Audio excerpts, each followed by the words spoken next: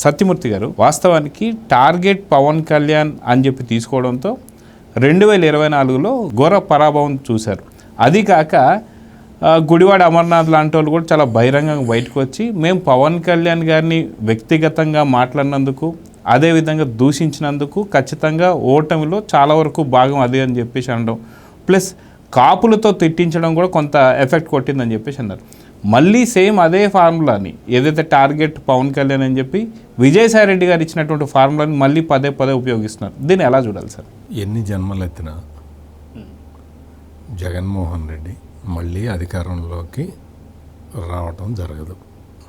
అయిపోయింది, ఆ chapter close. నువ్వు టార్గెట్ పవన్ కళ్యాణ్ అని ఆయన ఏదో విజయసాయి రెడ్డి చెప్పాడని నువ్వు వచ్చి ఆ కార్యక్రమం మొదలు పెడితే ఇక్కడ వాళ్ళ పార్టీ వాళ్ళే నమ్మట్లేదు, జగన్మోహన్ రెడ్డి పార్టీలో వాళ్ళే నమ్మట్లా.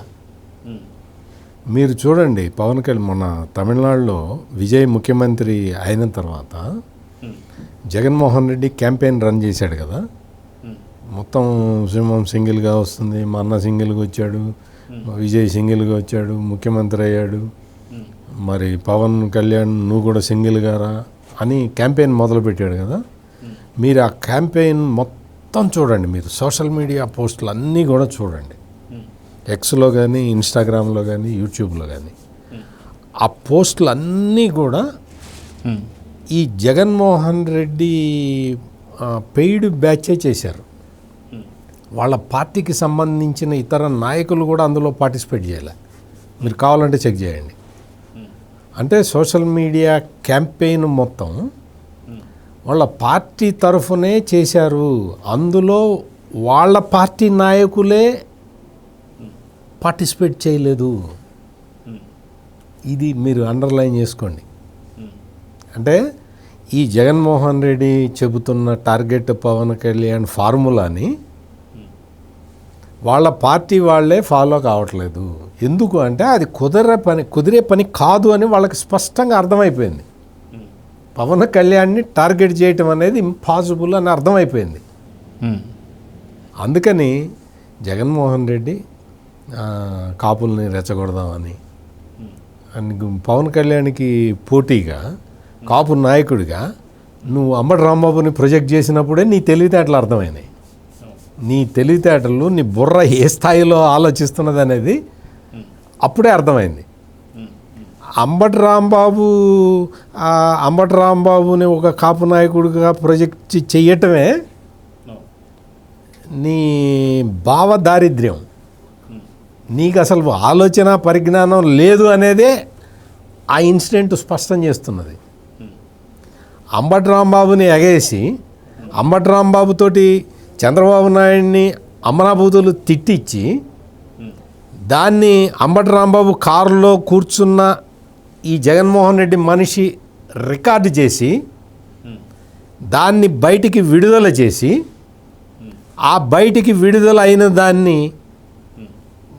వీళ్ళే ప్రమోట్ చేసి అంబటి రాంబాబు ఇంటి మీద తెలుగుదేశం పార్టీ కార్యకర్తలు దాడి చేసేలాగా ప్లాన్ చేసి ఆ తర్వాత పోలీసులు అరెస్ట్ చేస్తే కాపు నాయకుడిని అరెస్ట్ చేస్తారా అని మొదలుపెట్టారు. అంటే ఏంటి, ముందు అన్నీ కూడా ప్లాన్ చేసింది ఈ జగన్మోహన్ రెడ్డి. ఎందుకు? పవన్ కళ్యాణ్కి పోటీగా ఈ అంబటి రాంబాబు లాంటి ఒక అల్పుడిని ప్రొజెక్ట్ చేద్దాము అన్న ప్లానే భావదారిద్ర్యం అంటున్నాను నేను.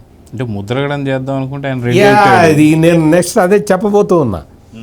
నువ్వు ముద్రగడ పద్మనాభాన్ని ఇట్టగే మొత్తం దాన్ని ముద్రగడ పద్మనాభాన్ని ఎక్కేసావు బాగా. చెలరేగిపోయాడు ముద్రగడ పద్మనాభం. ముద్రగడ పద్మనాభం కొడుకున్నాడు, ఆయన పేరు గిరి అనుకుంటా, గిరిబాబు ఏదో ఉంది అతని పేరు. అతనికి టికెట్ ఇస్తాలే, నీకెందుకు నువ్వు చేయి అన్నావు. కొడుక్కి టికెట్ కోసం అని చెప్పి కొడుకేమో పిఠాపురం టికెట్, ఈ తండ్రికేమో కాకినాడ పార్లమెంటు టికెట్ ఇస్తానని ప్రామిస్ చేశాడు జగన్మోహన్ రెడ్డి. మొత్తం వాళ్ళతోటి మొత్తం పని చేయించుకున్నాడు. మొత్తం పవన్ కళ్యాణ్ బూతులు తిట్టించాడు. మొత్తం అన్ని రకాలుగా వాడుకున్న తర్వాత ముద్రగడ పద్మనాభరెడ్డికి, అంటే రెడ్డి అనే అంటున్నాను నేను, ఎందుకంటే ఆయన పేరు మార్చుకున్నాడు కదా, కాపు. ఆయన హీజ్ నో మోర్ ఏ కాపు. ముద్రగడ పద్మనాభరెడ్డి ఆ పేరు మార్చుకునేదాకా తెచ్చాడు ఈ జగన్మోహన్ రెడ్డి. మొత్తం ఎంత ఆయనకి కాకినాడ పార్లమెంట్ టికెట్ ఇచ్చాడా, వాళ్ళ అబ్బాయికి పిఠాపురం టికెట్ ఇచ్చాడా? మరి ప్రామిస్ చేసిన జగన్మోహన్ రెడ్డి ఎందుకు ఇవ్వాల? వాడుకున్నాడు, వదిలేశాడు. ఇప్పుడు ముద్రగడ పద్మనాభరెడ్డి అది అయిపోయింది, గ్యాస్ అయిపోయింది. మామూలుగా ఎండాకాలం ఏసీల్లో గ్యాస్ అయిపోతే ఏం చేస్తారు, మళ్ళీ ఫిల్ చేయిస్తారు. ఆడు మళ్ళీ 3,000 తీసుకుంటాడు. ఈ మళ్ళీ గ్యాస్ ఎక్కించాలి, గ్యాస్కి డబ్బులు లేవు, ఏం చేస్తాడు? అందుకని అంబట్రాబాబుని తీసుకొచ్చి పెట్టాడు జగన్మోహన్ రెడ్డి. కాపు నాయకుడు, కాపు నాయకుడు, కాపు నాయకుడు, కాపు నేత, కాపు నేత అని మొదలుపెట్టారు. కాపు టైగర్ అని మొదలుపెట్టారు.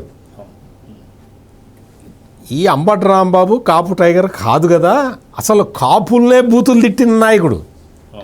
కాపు కులస్తుడు అయ్యుండి సాటి కులస్తుల్ని పట్టుకొని వాళ్ళందరూ పనికిరాని వాళ్ళు అని చెప్పిన వ్యక్తి ఈ అంబటి రాంబాబు. చాలా చెప్పాడు దరిద్రం. మనం ఎందుకు, మనం పాపం కాపుల్ని మనం ఇన్సల్ట్ చేయకూడదు కదా, ఎందుకంటే మనం కులాలని మతాలని గౌరవంగా చూసే మనుషులం. మనం ఇంత నీచంగా కులాన్ని రాజకీయానికి వాడుకుందామని చూసే మనుషులం కాదు కదా. అందుకని పవన్ కళ్యాణ్ కాపుల్ని తిట్టాడు. అటువంటి వ్యక్తిని తీసుకొచ్చి జగన్మోహన్ రెడ్డి కాపు నాయకుడిని చేస్తానని చెప్పి చెప్తూ ఉన్నాడు. ఇప్పుడు అవన్నీ అట్టర్ ఫ్లాప్ అయిన తర్వాత పవన్ కళ్యాణ్ సింగిల్గా రావాలి. ఎందుకు వస్తాడు సింగిల్గా? ఎందుకు వస్తాడు? పవన్ కళ్యాణ్ సింగిల్గా రాడు. ఎందుకు రాడు అంటే నిన్ను అధపాతాళానికి తొక్కేస్తా అని చెప్పిన వ్యక్తి పవన్ కళ్యాణ్. తొక్కాడు కదా, మళ్ళీ నువ్వు పైకి లేస్తావేమో అని ఆయనకు మాత్రం ఉండదా? ఆయన పవన్ కళ్యాణ్ చెప్పింది ఏంటి అంటే నిన్ను అధపాతాళానికి తొక్కుతా అన్నాడు. ఆ తర్వాత సెంటెన్స్ ఏంటి? తొక్కి అక్కడే ఉంచుతా అనేది నెక్స్ట్ సెంటెన్స్. అందుకని జగన్మోహన్ రెడ్డి నువ్వు ఎన్ని జాకీలు వేసినా నీ అంబటి రాంబాబు కాపు నాయకుడు కాలేడు. నువ్వు ఎన్ని కుట్రలు చేసినా పవన్ కళ్యాణ్ సింగిల్గా పోటీ చేయడు. Please subscribe to Leo news for more videos.